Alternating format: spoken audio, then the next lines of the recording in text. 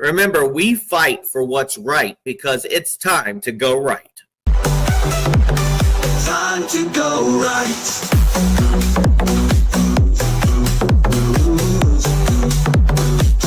Time to go right.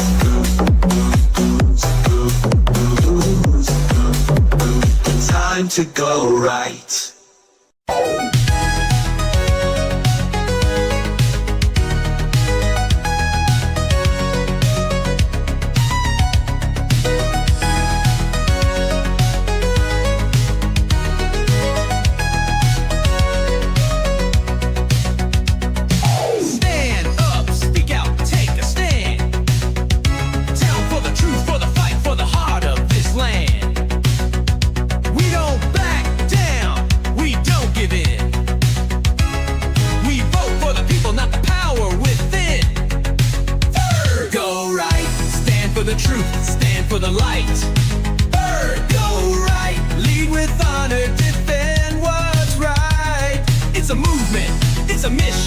It's a call to unite.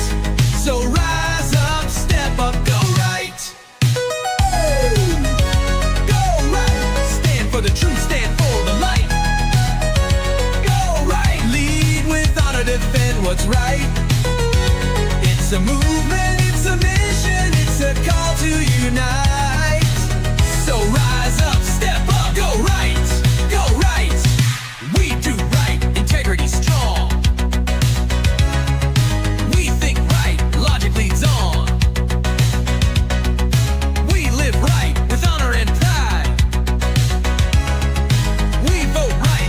Decide. Hey, go right. Stand for the truth. Stand for the light. Hey, go right. Lead with honor. Defend what's right. It's a movement. It's a mission. It's a call to unite. So rise up, step up, go right. Building up, not tearing, be strong. We think right. Logic leads on. We live right with honor and pride. We vote right, we the people decide.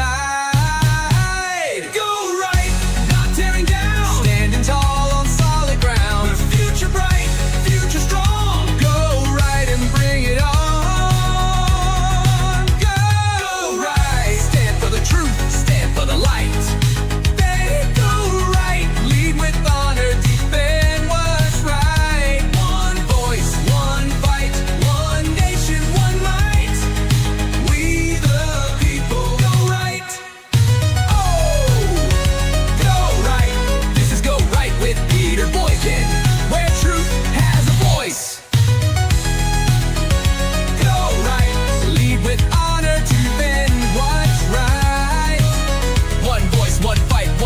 One might, we the people go right, go right.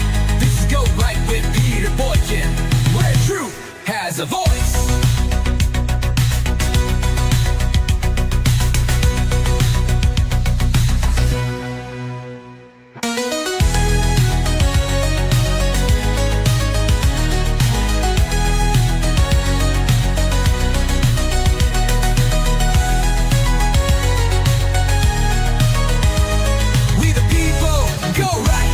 Go right with Peter Boykin, where truth has a voice.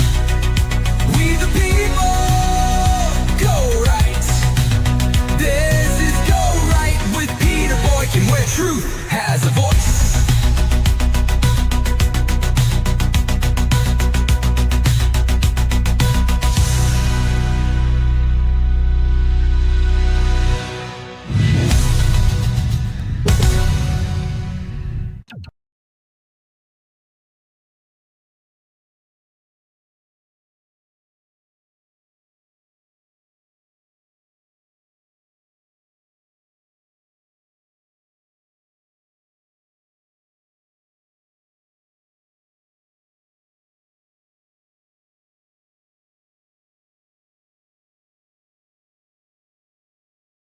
Hey folks, this is Peter Boykin, and you have joined us at hashtag Go Right with Peter Boykin.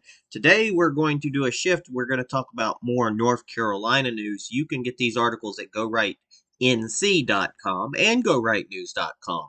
Just to remind you that hashtag GoRight is more than politics, it's a way of life. Hashtag GoRight isn't just about politics, it's about doing what's right in every aspect of life. It's about making choices. It's about that uplift, that strengthen and unite our communities. It means doing right, standing with truth, integrity, and accountability, thinking right, using logic, common sense, and fairness in decision makings, being right, living with honor, respect, and responsibility, and voting right, electing leaders who put we the people first. Hashtag Go Right is a direction, a call of action to those who believe in building, not destroying. It's about working toward a better future together. So thank you for tuning in. We've got two articles to talk about today, and it's a lot to take in. It's a lot to take in. And so we're starting with a North Carolina stands firm for liberty and safety amid St. Patrick's Day revelry. I've already posted these already on Facebook and some platforms as well. People will, they've already made some comments, etc. It's always going to happen. And we're going to go right into the first article here in just one moment.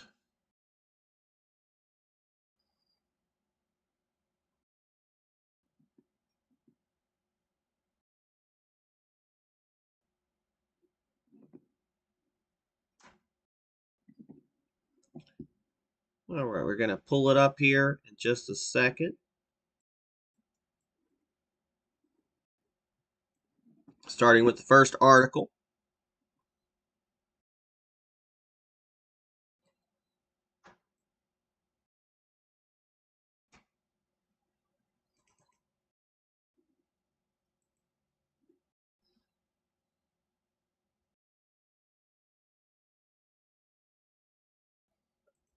There we go.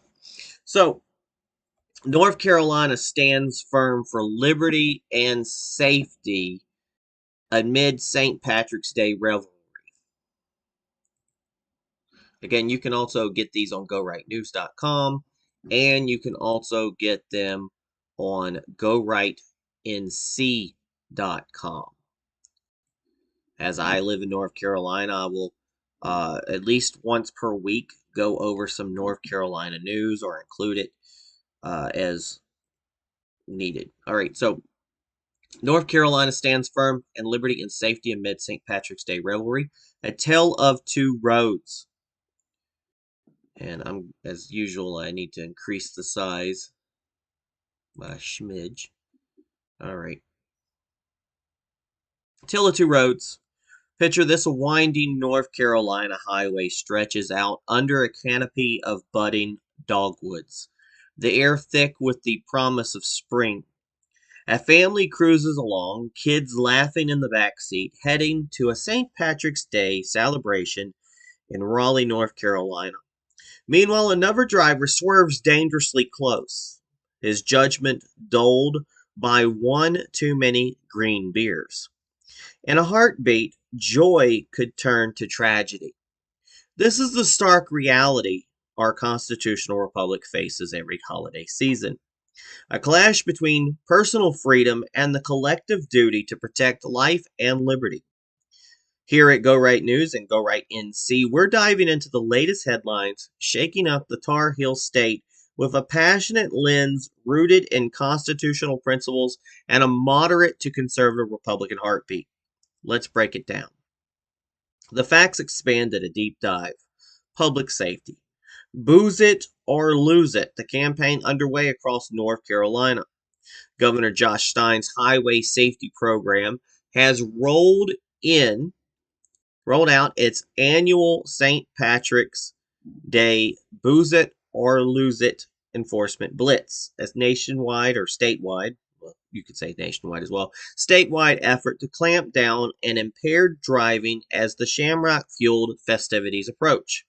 The NC Department of Transportation's press release lays it out plain and simple. From now until St. Patrick's Day, North Carolinians can expect a surge in law enforcement presence, more patrols, more sobriety checkpoints, and zero tolerance for those who dare to mix booze with the open road.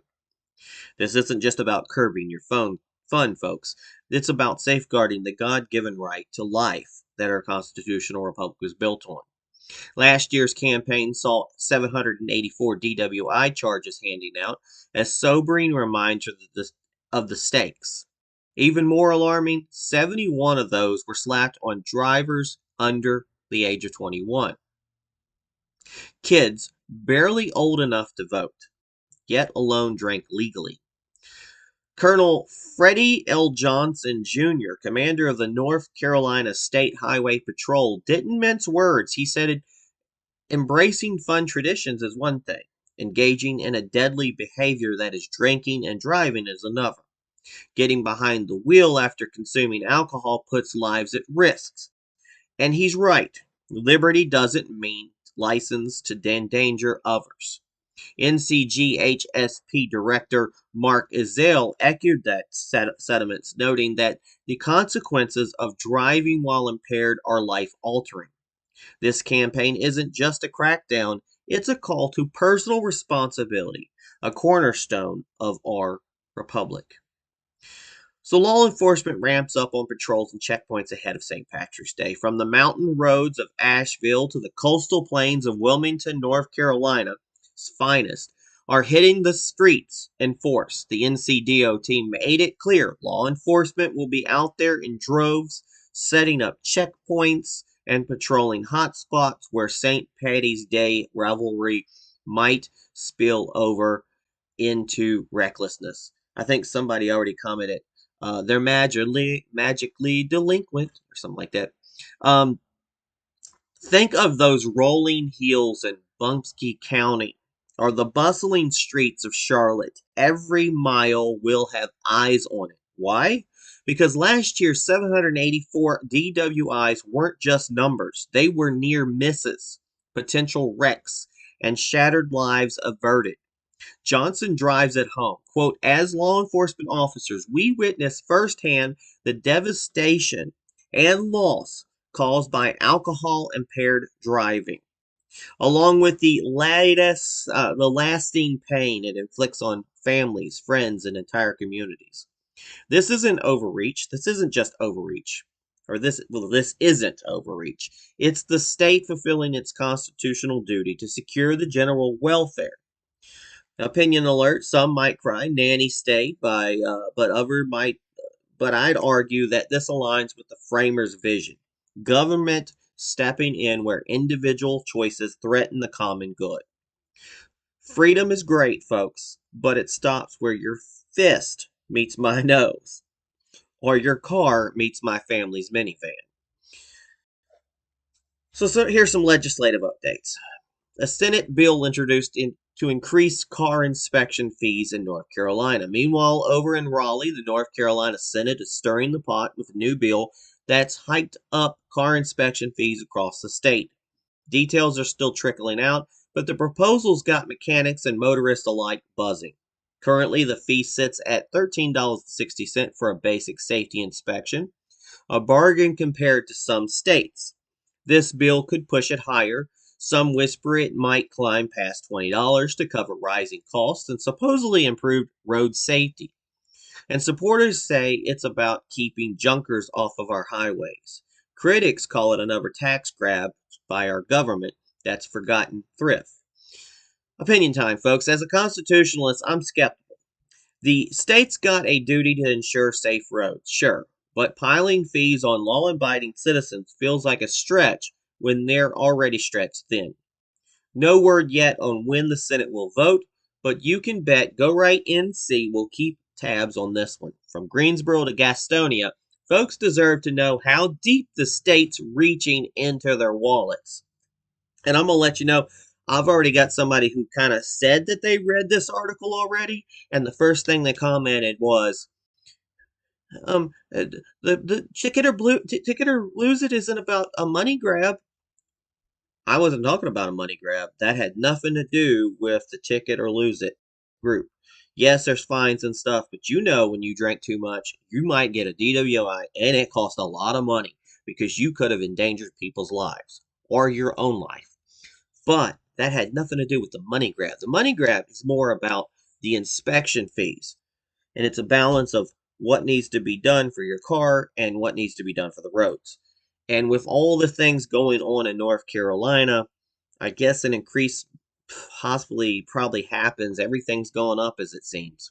And we got to make sure that the workers, especially now that we're getting more legal workers, are getting paid well for their job and the danger. Imagine standing on the side of the highway is dangerous. I mean, you freak out just if your car breaks down. Somebody might just come and smack you. So here's the monologue, a constitutionalist cry from the heart. Folks, this is North Carolina, land of the free, home of the brave, and a constitutional republic that's supposed to balance liberty with order. I'm Peter Boykin, your voice at Go Right News and Go Right NC, and I'm fired up. Let's start with the Booze It and Lose It campaign. Look, I love a cold one. Not really, I don't. But I like a nice cold drink. And if I did choose to drink alcohol, I'd be like any other person. Uh, St. Patrick's Day can be a blast, but with bagpipes blaring and the corned beef simmering. But when you stumble out of a pub in Durham or a bar in Boone, you think you're fine to drive. You're not just risking your life, you're rolling the dice with mine. My kids, if I had kids, my neighbors, other people's kids. But Colonel Johnson nailed it. Drinking and driving is not an option. But making sure someone sober will be behind the wheel is. That's not Big Brother talking. That's common sense. The kind our founders baked into the Constitution. Fresh baked right into the Constitution. Liberty's sacred, but it's not a free pass to turn I-40 into a demolition derby. Last year, again, 784 DWIs, 71 of them kids under the age of 21. 71. What's it going to take, Tar Heels and Duke fans? A wreck in your backyard? A funeral in your church? Plan a ride, call a friend, stay alive. That's the North Carolina way. Now pivot to Raleigh. This car infection fees hikes got my blood boiling. The Senate's playing fast and loose with our wallets, slapping a new burden on folks from Murphy to Manteno. Safety's the excuse, but where's the accountability? Show me the data, prove these inspections stopped wrecks, not just pad the state's coffers, because there's other states where they don't do state inspections. In fact, it keeps a lot of people off the road. It keeps a lot of people from doing the inspections being with, and they just kind of squeeze by and ride and hope they don't get in trouble. I'm all for safe roads, everybody, but I'm not for a government overreach dressed up as concern. Our constitutional republic thrives when it thrusts us to maintain our own rigs, not when it's nickel and diming us into submission. Opinion? You bet. That reeks of bureaucracy run amok. And we've got a right to know what's coming, and I'll be watching those senators like a hawk. It's all about principle, people. Freedom tempered by duty. Safety secured by reason, not revenue. North Carolina's at a crossroads. Will we hold fast to the Constitution or let it erode under excuses? I say we stand tall, drive sober, and demand transparency. And that's the go right way. And here's the hashtag Go Right Recap Remix. Here's the remix, y'all. North Carolina is gearing up for St. Patrick's Day with Booze It or Lose It. Cops are out, checkpoints are up, and 784, I'm going to say it again, DWIs last year proved the stakes are very high. Meanwhile, the Senate's eyeing your wallet with a car inspection fee jump. Safety or shakedown, you decide. At Go Right News and Go Right NC, we're calling it like we see it. Liberty first, responsibility always, and government on a leash. For the full scoop, swing by to GoRightNews.com, catch us on Rumble.com, or Go Right News, or Go Right NC, Go Right News, GoRightNC.com. Catch us on Rumble.com, hunt down hashtag Go Right with Peter Boykin on Spreaker, Spotify, Apple, Amazon, YouTube, TikTok, Facebook, X, Twitter, Parler, Truth Social, wherever I can remember to put this on. And remember, truth fights to breathe. Want to fuel the fight? Toss a buck or two via Cash App at, it's not Peter Boykin 1 anymore. It's Go Right News. So at $ Go Right News. Links are live at gorightnews.com, gorightnc.com, and peterboykin.com. Let's keep North Carolina free, safe, and fierce. See you on the right side of history. That's our first article, folks. And we got a lot more. We got one more big article to go about, and it's about the power grab in North Carolina.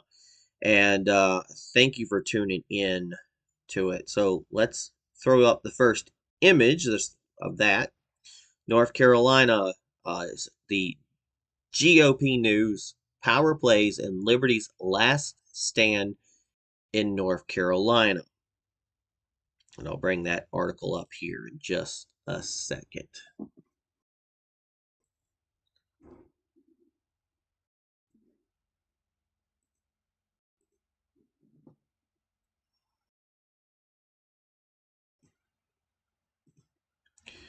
And here we are, folks.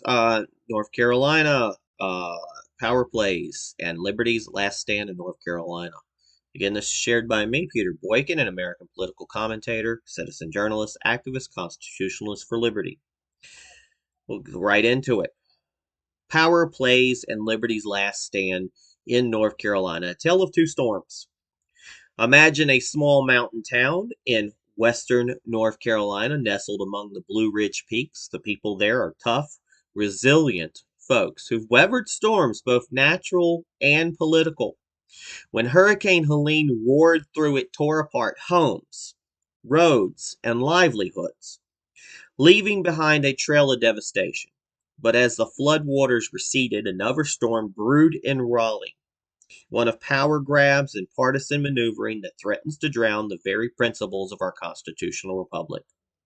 This is a story of a state at crossroads, where the fight for liberty and the balance of power hangs in the balance. Welcome to North Carolina's latest chapter, where the headlines scream louder than the wind.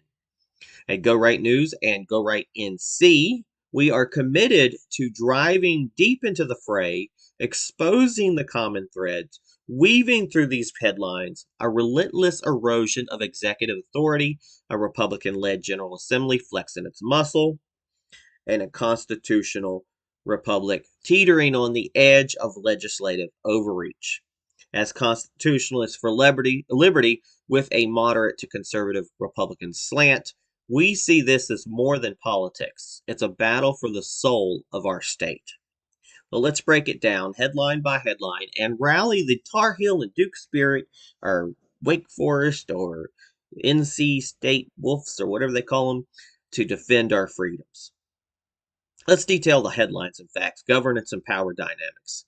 If GOP legislators have their way, NC's already weak governor could have very little power. North Carolina's governor has long been a figurehead with limited sway, a relic of our colonial past when royal governors lorded over the people. Political science professor Michael Blitzer of Catawba College notes this stems from a distrust of centralized power dating back to the 1700s.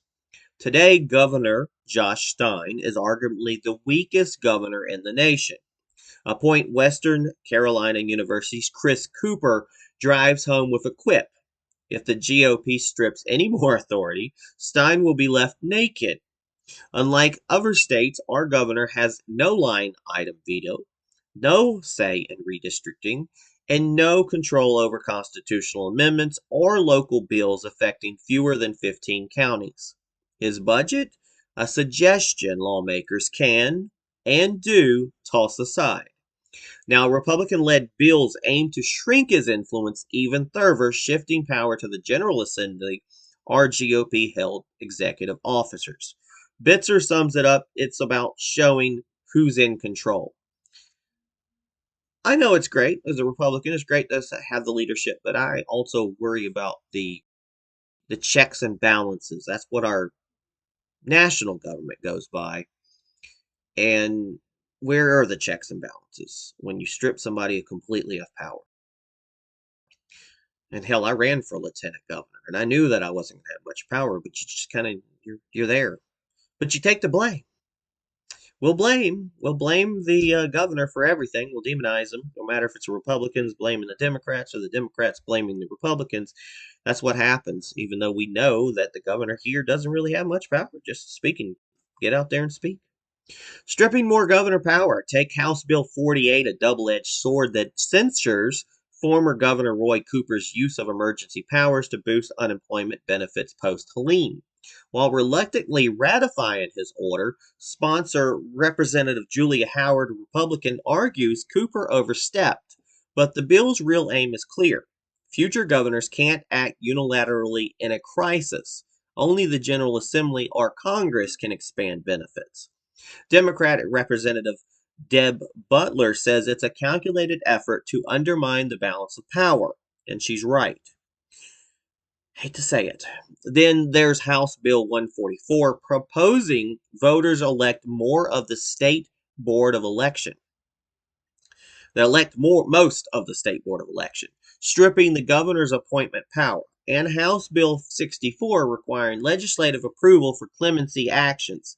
These constitutional amendments, if passed by voters, could gut executive authority further, centralizing control in a legislature that's been Republican since 2011. I would say that we did benefit here in Alamance County for the fact that our governor is not able to replace our state board of elections or our local, so we have a little bit more choice on who we can put into um, our educational. We have a little bit more choice of who we can put into our elections board. So they're expanding our election board to 6 members, and now the Republicans can have the chair. So that will kind of balance it out. We wouldn't have had that if they had limited the power of our governor. But it can always switch the other way, folks. Now, NC Governor Josh Stein calls for bipartisanship and efficiency and says he'll sign the Helene bill. In his first State of the State, we are so used to hearing State of the Union, State of the State address, Governor Stein stood before a Republican-dominated General Assembly pleading for unity. God, that sounds like Donald Trump standing in front of a Republican-led, but also having to answer to all these Democrats, and they're just pleading for unity, and they want to stand up and clap. Maybe it was different local. So let's get this. He's ready to sign a Helene relief bill. Despite its $500 million failing short of his $1.1 billion ask because Western North Carolina can't wait, Stein pitched a quote impact center to ensure tax dollars are spent wisely, a nod to efficiency without the chainsaw cuts of Trump's Department of Government Efficiency, DOGE.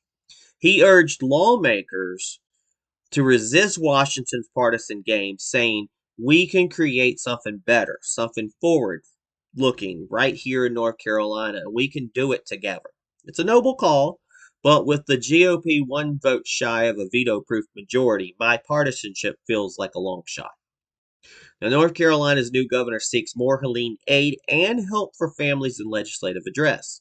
Stein's address doubled down on Helene's recovery and affordability. He's pushing for billions more from the Trump administration while pressing lawmakers for immediate relief. Roads, bridges, and homes need rebuilding, and small businesses need grants to survive. On the home front, Stein wants middle-class cuts, but warns that planned corporate and high earner tax reductions could drain $825 million from state coffers, jeopardizing housing and child care aid. Are we just going to give money to out-of-state shareholders or invest in North Carolina families? We cannot afford both, he challenged. It's a populist pitch, but Republicans who tout tax cuts as economic fuel aren't budging. So let's talk about the legislative action and bills in the red. Senate Bill 382 sparks outrage. Senate Bill 382, a Helene relief package laced with power shifts, ignited fury. Audience members shouted, power grab, and the voter suppression from the Senate gallery, only to be ejected. And the bill handed the Governor's Utilities Commission pick to GOP Treasurer Brad Briner and election board appointments to GOP Auditor Dave Bullock. It shackled Stein's highway patrol and judicial picks with legislative oversight while stripping Democratic AG Jeff Jackson and Superintendent Mo Green of key powers. And Roy Cooper vetoed it as a sham, but the override stuck. Now it's tangled in lawsuits, a harbinger of the GOP's 2025 agenda. Let's move on to House Bill 48, limiting emergency powers. Now, this bill's hypocrisy is glaring. It slams Cooper's Helene aid expansion as illegal, yet blesses it after the fact, ensuring no governor can act alone again. It's a slap at executive agility in crises, favoring legislative gridlock over decisive action, a dangerous precedent for a state prone to national disasters. I mean, folks, we got to think about it. Donald Trump, the president, needs to be able to take care of national emergencies without running to the set legislature all the time. So even if we do have a Democrat governor, if we have a national disaster, natural disaster, he's got to take action right then. You can't wait around for people to assemble and decide and play politics, blah, blah, blah. We got to get the stuff going, at least temporary. So House Bill, here, let's move on. House Bill 144 and House Bill 64, constitutional amendments targeting education and clemency. Now, House Bill 144 would flip the State Board of Education to an elected body, diluting the governor's influence over schools. That's probably a good thing for now. House Bill 64 ties clemency to legislative approval, a move that prioritizes justice. Both need voter approval, but they signal a GOP bent on rewriting the rules. Moving on to bill barring NC Attorney General from challenging Trump passes the Senate. Senate Bill 58 passed 29-19 bars AG Jeff Jackson from contesting Trump's executive orders in court, even if the General Assembly agrees they're unlawful. Sponsor Senator Tim Moffett, Republican, calls it housekeeping, but critics like Senator Craig Meyer, Democrat, see it as a gag on state sovereignty. Paired with House Bill 72, it's a loyalty oath to Trump, risking North Carolina's ability to fight federal overreach. Senator Munchamba Muhammad, Democrat, warns it could come back to bite if party roles reverse. I agree. That's what people got to worry about. When things are reversed, are we going to be crying as Republicans? Oh my God, we can't get things done. That's why it makes elections even more important, and I think it's going to drive the Democrats out to the election booth in the midterms. And I'm going to tell you, fellow Republicans, you got to get out there. If you want the right people in, you got to find the right people, but you got to find people who can be elected and people who can be there for all the people, not just some of the people. Let's get back to Hurricane Helene's recovery. Helene's recovery efforts were highlighted by Governor Stein. Stein praised first responders and the NCDOT for reopening roads like I-40, but the job's far from done. With over 100 deaths and $60 billion in damages, he's begging for federal aid while nudging lawmakers for $500 million more. Quote, people need to get back to their homes. Roads and bridges need to be fixed. Businesses need to keep their doors open, he insisted. And House Speaker Destin Hall agrees that it's top priority, but haggling over details stalls progress. So let's move on to education and social policies. Stein wants police officer bonuses and higher teacher starting pay. Stein's pushing raises and bonuses for law enforcement and correctional officers, plus top-tier starting teacher pay in the Southeast, moving that one rare GOP applause. Hey, at least he's getting some applause from the opposite party. But his $4 billion school bond and cell phone-free classroom stance highlight a rift. He blasts private school vouchers while Republicans double down on school choice. So party politics and statements. NC GOP's statement on Democrats' silly anti-Doge stunt. The NC GOP blasted Democrats for protesting Trump's Doge cuts, snarkling, quote, Democrats didn't hold angry protests when inflation was hurting American families or when Western North Carolina desperately needed resources like after Hurricane Helene. They tout Trump re-election and GOP gains as proof Tar Heels do people, whatever you want to call it, want common sense leadership. So here is the Republican response by House Speaker Destin Hall. Hall's rebuttal of Stein praised Helene's recovery collaboration, but reaffirmed the GOP's Trump-aligned agenda, immigration enforcement, school vouchers, and tax cuts. Quote, "We've cracked the code on how to deliver common sense policies that fuel growth and protect our communities." He boasted, contrasting Raleigh's civility with DC's chaos. So here's the common threads: a constitutional crisis in the making. When you take a closer look at the situation, the story of North Carolina's political climate is clear. Our constitutional republic is facing serious challenges. The GOP led General Assembly is pushing the boundaries, asserting its control and shaping the state's future with legislation that consolidates power. While this may seem like a strategic move, it's not all black and white. After all, if the Democrats were in control, they would likely do the same. Politics, as usual, continues to unfold. From Governor Josh Stein's diminished influence to Attorney Jeff Jackson's role being confined, the intent to centralize control is undeniable. But it's not just about the GOP. This power struggle comes with deep implications for our state's future. In many ways, the disaster recovery efforts by Hurricane Helene have become a backdrop for maneuvering that raises questions about balance, accountability, and checks and balances. Bipartisanship is a nice fault, but the political games continue on both sides.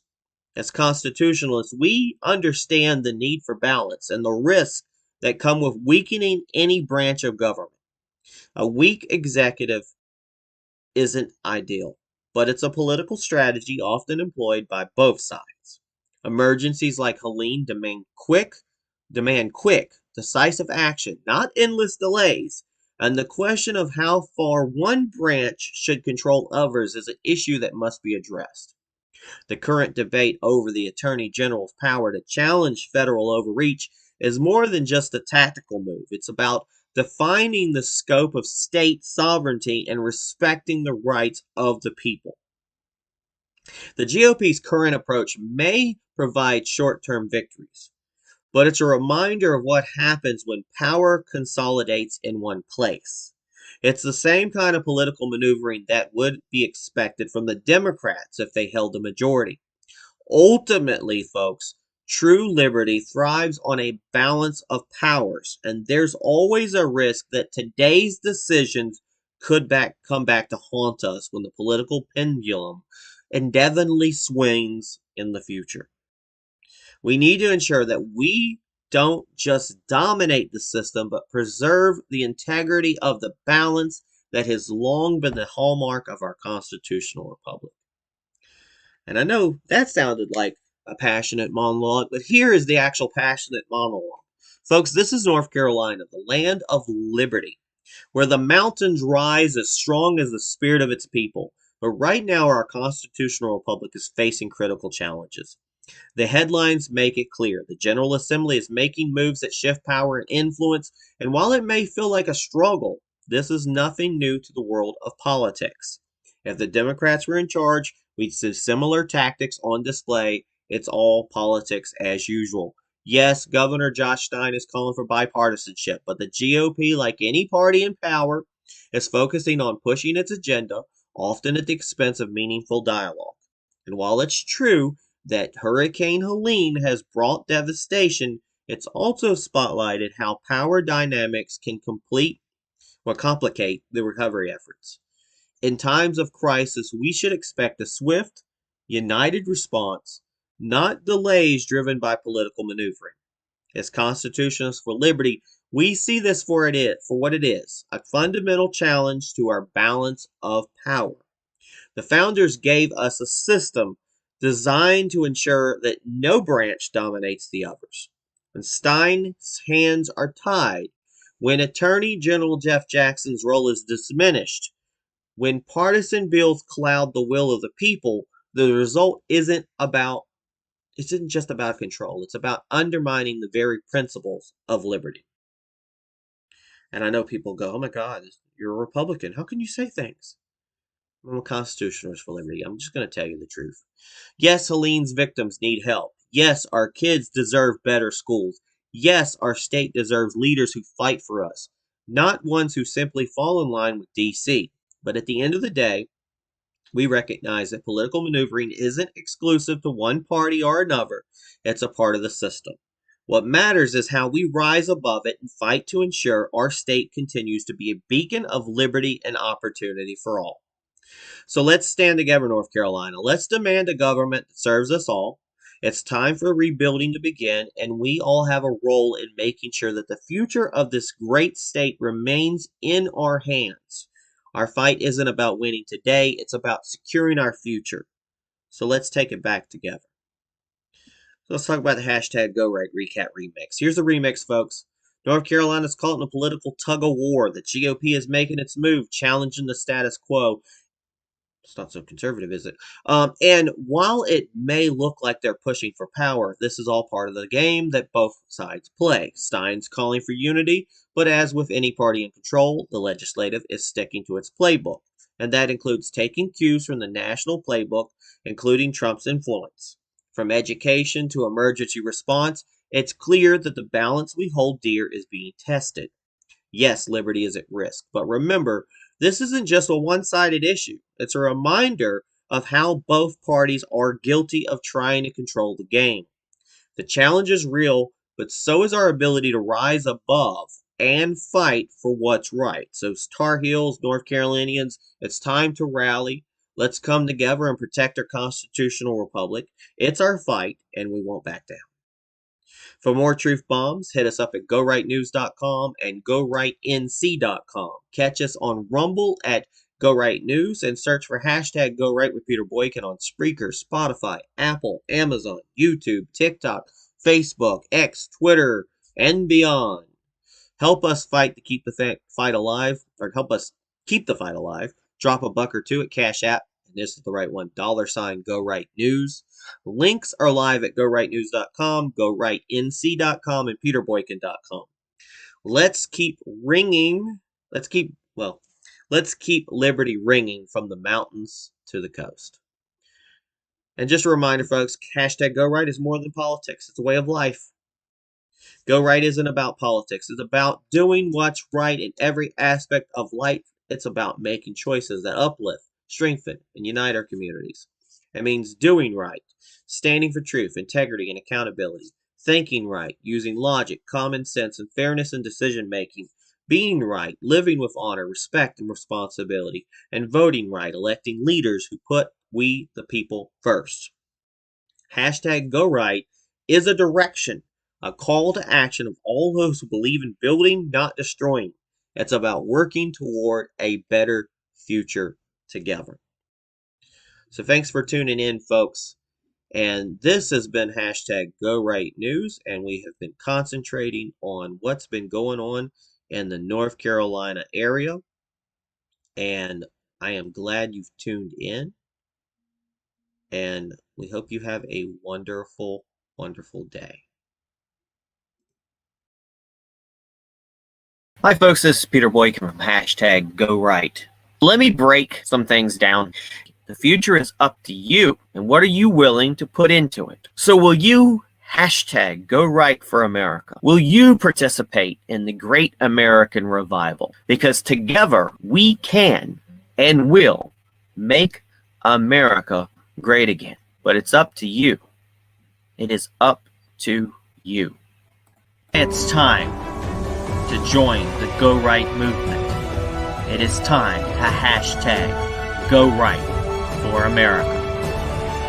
Join us at GoRightNews.com. It is time for the great American revival, and it is time to hashtag Go Right for America.